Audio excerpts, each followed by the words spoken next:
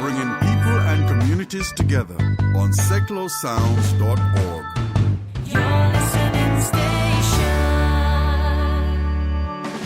You're listening to The Travel Show with John Guinn. I'm speaking to Sarah Willingham, a consumer champion, about hotel Wi-Fi charges. There is an urban legend going around that those hotels who have a very lucrative income from pay-per-view movies are loath to give away free Wi-Fi because it means they're going to miss out on all the income from people paying to watch the films. So I asked Sarah if she thought that there was some truth in this. I mean, I think, business models have been built on a number of different ways of getting income from, and that can be whether we're talking about your bank or the hotel that you're staying in. I think the modern day hotel has to offer basic amenities. I mean, I think they're no longer seen as a bonus by the consumer. I think they're seen as a necessity. And the fact that Amber Hotels is stepping up so much and saying, we're going to have the fastest broadband, we're not going to charge you for it. And even little things like you get an espresso machine in your room, but things like that, when you're traveling, if that's what you're used to in your life, these become more necessities rather than winners. So I think any business and any hotel that is not offering those things are actually, they might be getting a little bit of extra income in whilst people are paying for it, but ultimately we will speak with our feet and we won't go back. That's true. I've got a long list of hotels I won't be going back to in the near future, that's for sure. And is that because is the reason because of Wi-Fi? One of the reasons, yes. It's one hotel, it was $25 a day just for Wi-Fi. You're thinking that's ridiculous. It's just crazy. Over the top. And that's actually quite unusual. If that sounds like it's American, that's quite unusual in the States. It was a Caribbean island that had uses dollars. But I am very careful when I book hotels to see what's involved, but sometimes you don't have any option where you end up. No, and what I think's shocking is it's some really big names, and what I would consider to be big, also business hotels as well as travel, personal reason hotels, but big business hotels, and even they aren't offering free Wi-Fi. And that I think is shocking, because I think if you're traveling for work, it really is a necessity, because you want to keep in touch with home, but you also need to work and call in conference calls while you're away and keep in touch with the office.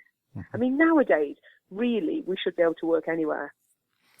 Yep, that's true. I used to be a travel agent, and I was actually in a hotel where there was free Wi-Fi, and I was in St. Lucia, and I sold a trip to see Santa Claus in Lapland because of the free Wi-Fi. But if it had been expensive, I probably wouldn't have been open, if that makes sense. I would have just ignored all my calls. Step into the spotlight with me, Lucy, every Wednesday between 6 and 7 p.m. on Seclo Sounds. I'll have new music, the latest entertainment news, and interviews with local bands. If you're in a band, or if you have music that you think I should be playing, I'd love to hear from you. Email me, lucy@seclosounds.org, and join me every Wednesday from 6 till 7 for Spotlight on Seclo Sounds.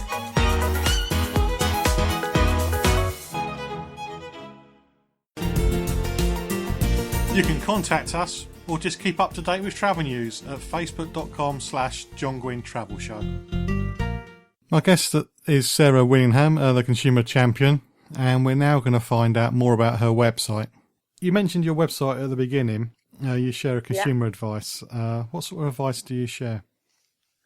It's anything, really. I mean, the idea of the website is that I try and just distill it down to really this is all you need to know. So everything is done into the bite-sized portions, 1-minute guide to anything from, it could be travel insurance, home insurance, car insurance, bank accounts, claims, which types of claims are good claims, which types of claims should you look at. It could be anything from best time to book your holidays to how to make sure that you make the most out of your supermarket loyalty points, that type of thing, but all in very bite-sized pieces, because I've found that there are some amazing websites out there that give you loads and loads of information, but often I can spend 4 hours reading about travel insurance, and I might get a PhD in the subject, but I still don't really know where to buy it from. And that was kind of the idea of cutting it down into bite-sized pieces. Okay. What's your bite-sized recommendation for a holiday maker looking for a cheap holiday? Firstly, I'm going to tell you that what everybody already knows, which is stay out of peak periods if you can. There's no doubt that, if you can be flexible of when you travel outside of the school holidays, it's going to be miles cheaper. I mean, the difference is often 4 or 5 times as much. That's how ridiculous it can be. If you do need to travel in during the peak periods and you have got a family and you do need to go during the summer holidays, then think about which day you travel on. So, for example, if you've got a family of 4 travelling to the States at the beginning of the summer holidays this year,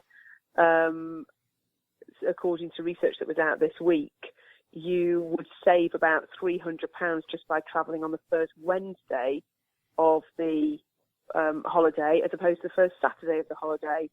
And if you do need to travel during the summer holidays, don't go end of July, don't go beginning of August if you can avoid them, because they are the absolute peak periods. The prices are significantly less if you just go the last 2 weeks in August compared to the first 2 weeks in August. So there are still ways of getting it cheaper. Obviously, shop around. Don't assume that a package holiday is going to be the cheapest. Do look to see whether or not what deals you can get on. There's a lot of comparison sites for hotels. I stayed in a hotel last week, actually, in Egypt for bed and breakfast, a fantastic 4-star hotel, for £30 for a really nice double room. And that was because I happened to have bought it at a time when they were selling them off for 33% of normal price. And I'd booked it through one of these websites where they do the comparison. So you can still get them. Also, if you can be not so fussy about where you go, if you go onto a site like Skyscanner, for example, if you're looking for various different flights, you can just type in the dates that you're looking at, or just even this month, and go anywhere. And it will give you the flights that are available in order of price. So it might make you think, you know what, maybe we will go to Croatia this year instead of Spain or whatever. Just have a look at where's the cheapest and kind of be inspired and allow yourself to be a bit spontaneous. That wasn't that bite-sized, was it? No, it was honest. As I mentioned a few moments ago, I used to be a travel agent, and if you go on a travel agent forum, there's loads of agents moaning about people who waste their time and take free advice to find a holiday, then shop around. Do you have any sympathy for these travel agents because they are on commission only? Or do you think that's just the way of business? Yeah, I do. And, I am also a very big supporter of local businesses. And I think I did a lot of work last year supporting local businesses. And I think where a lot of there's still a big place for travel agents, because there is still a generation, actually, who don't like to book holidays on the internet and still want to speak to a human being about it and still want to get advice. I think travel agents have a real place where they need to offer. They need to offer something extra, something that we know. We need to know that they're independent. We need to know that they're shopping around for us. We need to know that we're happy to pay for the advice if as long as we know what it is that we're paying for. And I think, I've used a travel agent, for example, when I've gone to a part of the world which I don't know about, and this person happens to be a real expert it was in South America. She happens to be a real expert in South America and has travelled everywhere. Now, she found me amazing hotels for £40 a night. So I'm happy for her to take commission on the basis that she did a job that I could never have done, because I would not have found those hotels. I would not have gone on that trip that I went on had she not have helped me, because I didn't know where to look at the time.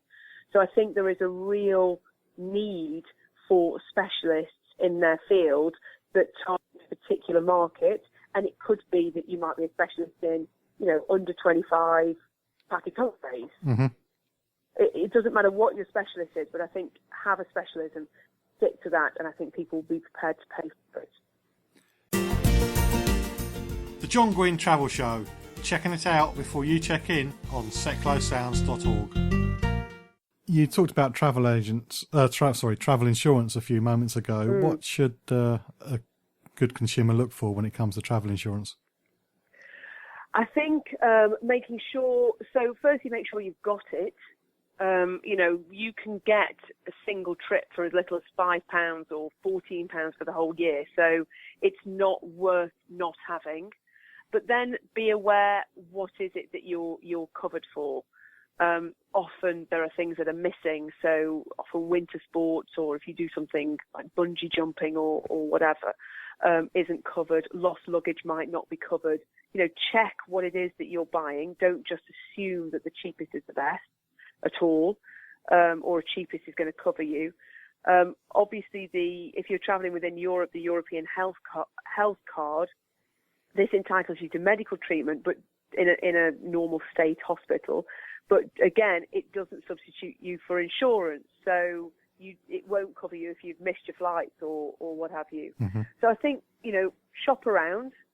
There are some very good comparison sites now which will take you under 10 minutes, and play around with the variables. So should you look at a single trip? Should you look at a whole trip? Should you look at a family?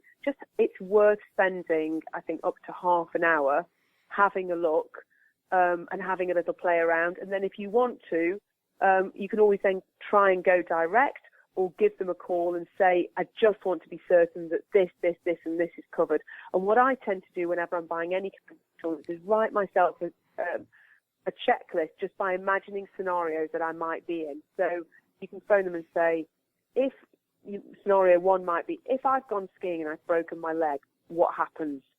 If my flight is delayed by an hour, what happens? If my luggage never turns up, what happens? If my luggage turns up after a week, what happens? If I get to my hotel and it's not up to standard, what happens? So I always think it's worth having a conversation with somebody to make sure that you are covered for what you want to be covered for, and don't be afraid to ask the questions. I agree with that. I went to an animal sanctuary 3 years ago now. And I just checked with the insurance that came with my bank account, and I said, would I be covered if a leopard attacks me? Because I was working with leopards. And they said yes. I said, you sure? I said, yes. Are you really sure? No. But if I'd taken the first answer, I would have said, oh, right, wow. I'm covered. And I really wasn't, because I needed to be able to be repatriated. They would have struggled with that, though, because those conversations will always pretty much be recorded. Mm-hmm. You would have phoned up, had that conversation, and if you'd have taken that first one and then something had happened, they would have really struggled to win that case, because you'd have phoned and asked for the information specifically, and they'd given you a specific answer. It would have cost them a lot of money if it happened, but thankfully it didn't. Yeah. Thankfully. I was only bitten by a tick. That was the biggest thing that bit me in the whole trip. You were bitten by a what? A tick. A little insect. A tick? Yeah, so I was working. Really bad, actually. I had a friend that got Lyme's disease from that. Yeah. They can be really nasty. You've got to be, I think it's I don't know, I'm not going to quote a number, actually, I might be wrong, but there is a percentage of them, not that high, that carries Lyme's disease. And it can be ever so nasty if you don't catch it. Yes, I was very lucky. My wife's good at getting ticks off our dog, so she managed to get it off me, no problem. So yeah, very good. Yeah, just the same day somebody got attacked by a baboon and a meerkat, and there's me with a little tick, a little insect bite. But there we go. Great holiday though. Seclo Sounds is based at the Old Rectory, the home of our studio partner Interaction MK. They've been bringing arts to life in Milton Keynes for over 35 years. They use the arts to improve the life chances of disabled people and others in challenging circumstances through shared creative activity. These programs help participants to develop creative, personal and social skills. You can visit them at www.interactionmk.org.uk. The John Guinn Travel Show. Checking it out before you check in on seclosounds.org. I'm speaking to Sarah Willingham from Let's Save Money. She's a consumer champion. She shares secrets on how to save money when it comes to everyday purchases. I'm now going to ask her about mistakes people make. With the rise of the internet, more and more people are doing travel on their own without using travel experts such as travel agents or tour operators. So some people obviously make mistakes, and I wanted to know what Sarah believes is the biggest mistake people make when it comes